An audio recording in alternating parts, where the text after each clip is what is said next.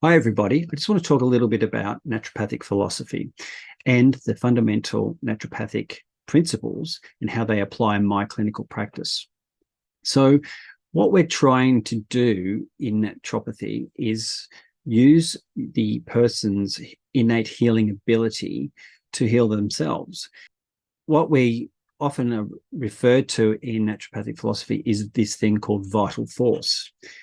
Now, you could interpret vital force as many things. It could be qi, as it's referred to in Taoism, Chinese medicine.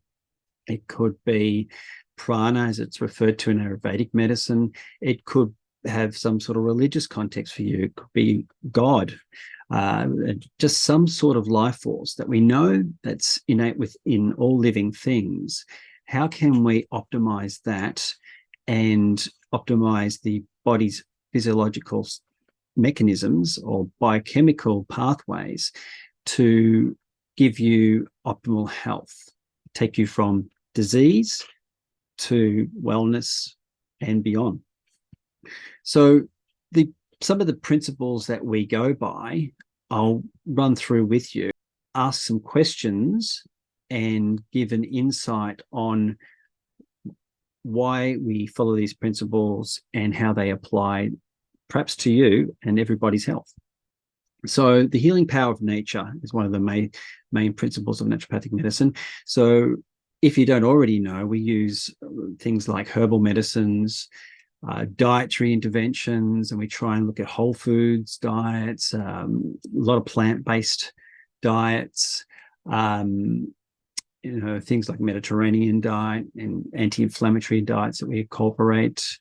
Now, we also consider diets that might be optimum for certain individuals. We're seeing a lot of benefits from autoimmune paleo diets and this sort of thing as well. And they might be incorporating more meat than other diets.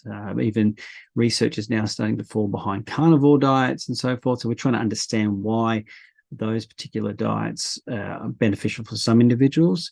And then things like keto diets and so forth can really benefit some individuals and can be incredibly detrimental for others. Then there's things like nutritional interventions that we use as well. It's really all based on what nature provides us. Next principle is first do no harm. So how can we intervene with as little as possible really to achieve our outcomes and therefore less likelihood of doing any harm. Then finding the cause, all right, treating the cause, not just symptoms. In many cases, we can do symptom relief, but we're wanting to know why have you got this ill and how can we then go to the root cause and turn everything around. And again, incorporating natural substances to enhance your physiology, bring that vital force into play, making you more vital, and then eventually well again. Okay, and treat the whole person. Touched on that a little bit already. A holistic approach. So when we're looking at something like autoimmunity, for example, we know gut health plays a critical role there, and we need to get that in balance, your microbiome in balance, and your digestive function. It all has to be optimal before we can then get to other mechanisms behind any autoimmune disease. Preventative medicine, that's another thing that we try and incorporate too. Often when we get pathology labs, we're looking at optimal markers. So we can often see sometimes that you're going in a direction that you don't want to go in. Okay, your thyroid might be in range, your TSH might be in range.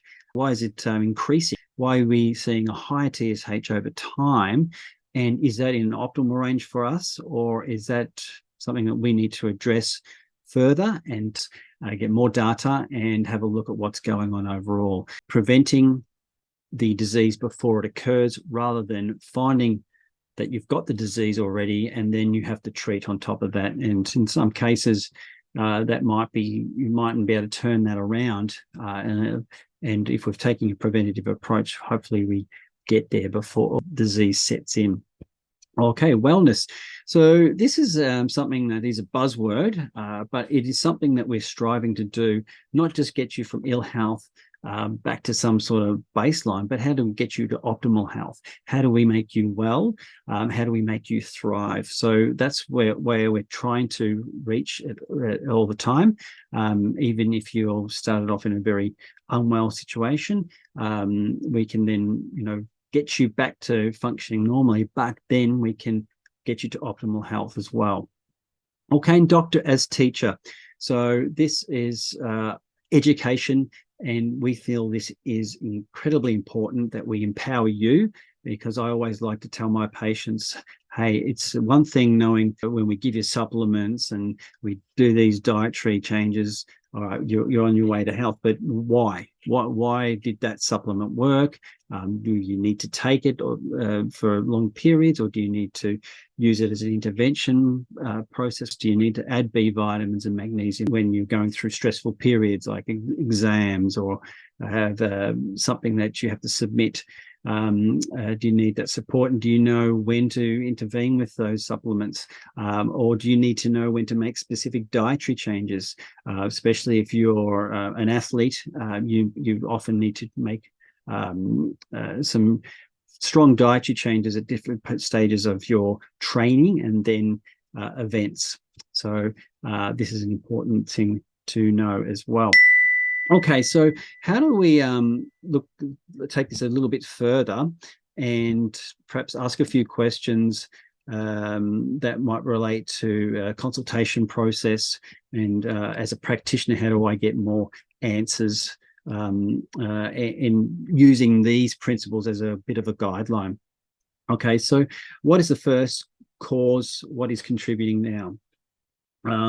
So often we have to look at timelines and know when did you get ill? When did these symptoms arise? And was there stressful events and so forth? So this is again going back to treat the root cause. Often is numerous things at play here, but we've got to shed the layers of the onion, so to speak, and go right down to those root causes. And is it something you're inherited? Is it a genetic predisposition? So let's really strip down the layers of the onion and really get to that root cause and find out what's going on for you. Okay, now how is the body trying to heal itself? Okay, this is something we often find. So when we do interventions, whether it's nutritional supplementation, herbal medicine, or otherwise, sometimes these things may not work as we thought they might, and that can give us some key ideas that, hey, why isn't this herb working? And what we now know with recent research is that the microbiome plays a big role on how our medicines play out, or how effective they can be. So, again, treat the gut, get the microbiome in balance. Okay, then let's intervene with some of our medicines again. Are they working better?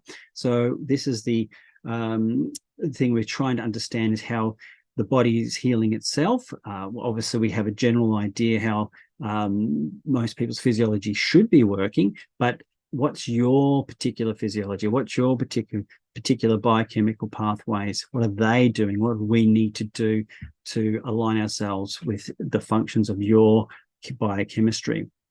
Okay. What is the minimum level of intervention to facilitate the healing process? Now, I mentioned this bit before, that we want to first do no harm. So, with our interventions, do we need to go in strong and potentially create a risk? Do you need to have high dose vitamin D? Is that going to throw your vitamin A levels out? Is the low vitamin D on your tests an indication that your vitamin D is low, or you're not converting vitamin D, or something else altogether is going on? So we need to really investigate and find out what's going on and what's behind the issues going on, so we can use as little intervention as possible. And always, I tell this to all my patients, that whatever we do with supplements and herbal medicines, that we are always looking to improve the diet and give you better lifestyle choices. And they can be the hardest things to change, but you've got to always fall back on those things for longevity, to really have the successful treatment last and endure.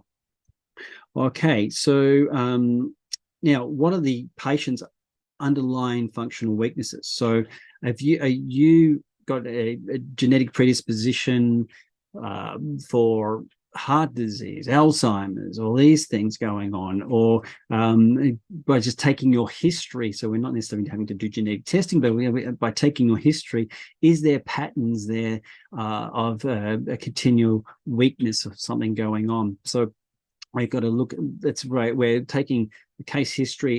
It can be very arduous, and some people, I can see their eyes glazing over when I'm investigating case history, and my initial consults go for a very long time for this reason, because I still think it's much better to get a good case history, detailed case history, than any pathology testing that's available, because we often see patterns, we often see attributes that people have that we can then understand what's going on at a deeper level and align our medicines to that individual as well. Because with some, like liver, for example, if you've got gallstones, if you've got poor digestion of fats, or you're getting headaches and so forth, well, there's so many liver herbs that we can intervene with. In our, is there, is it silymarin? Is it globe artichoke? Is it Thorax rad, which is dandelion root? So we're looking at your specific weaknesses and strengths to then intervene with the right choice of medicine. Okay. And what education do you need as a patient? Where are you at understanding what's going on for you? It's great that I can help individuals get to good health and wellness, but it's not okay if I think that they don't understand what's going on. And so this is a big part of what I'm doing. It's educating you on why you perhaps got ill, and why I'm doing what I'm doing, and how can you best support that with your choices of diet and lifestyle and so forth. So many people come to me for treatments, and they're asking, well, why me? Why have I got this issue when half a dozen of my friends do the exact same thing and they do not? So let's understand all that. Let's educate you, and let's understand why my interventions are specific to you and why they're working for you. Whereas, you might have heard so-and-so's tried turmeric and it works for them for the same symptoms, or even perhaps same condition, but it's not working for you, and you want to know why. And we've got to educate you on this. And then once you know, and you have the power to be back in control of your health. Okay, so now how does your physical disease relate to your psychological or spiritual health? Now, classic one for this is inflammatory bowel disease. Now, you can look at every disease process and the individual who has the disease process, and you can understand the psychological processes going on, and in many ways spiritual. Now, when I use the term spiritual, that can be a little bit aloof. What does that mean? So I'll give you an example where this applies for inflammatory bowel disease. One of my inflammatory bowel disease patients, I was talking to him about meditation, because stress management for a lot of autoimmune conditions, for a lot of conditions in general, is very beneficial. But specific for inflammatory bowel disease, I've seen it work wonders. And meditation wasn't something he was familiar with, but he was familiar with prayer. So I believe it was a Christian background he came from. And we talked through prayer and what he does, and how that could then benefit stress relief, and he could work on his breathing through that process as well. And that gave him some profound effects. We had numerous supplements and herbs and everything, which can be often the case for someone who comes to me with inflammatory bowel disease. And we're trying to modulate gut bacteria and do other things. And then we got him down to one little herbal tablet twice a day. and his prayer, basically. That was incredible. So, it plays a big role, and we've got to understand those aspects to your health as well. We all know stress isn't a good thing, but how is it specifically impacting your health? Is it we're just looking at raised cortisol, then that has a flow-on effect to inflammatory processes and la da da da da da. Yeah, great. We intervene and we treat that. But is that stress? Is there more to it? Is there a history? Is it related to individuals? Is it related to environments? Is your work situation not quite right? Can we adjust things there? So there's a lot that we can look at with those things alone, and you can have a lot of benefits from just addressing the psychological and in some cases the spiritual aspects of your life. So there you have it. That's a brief account of the fundamental principles of naturopathic medicine and how they may apply to you if you come and see me for a consultation.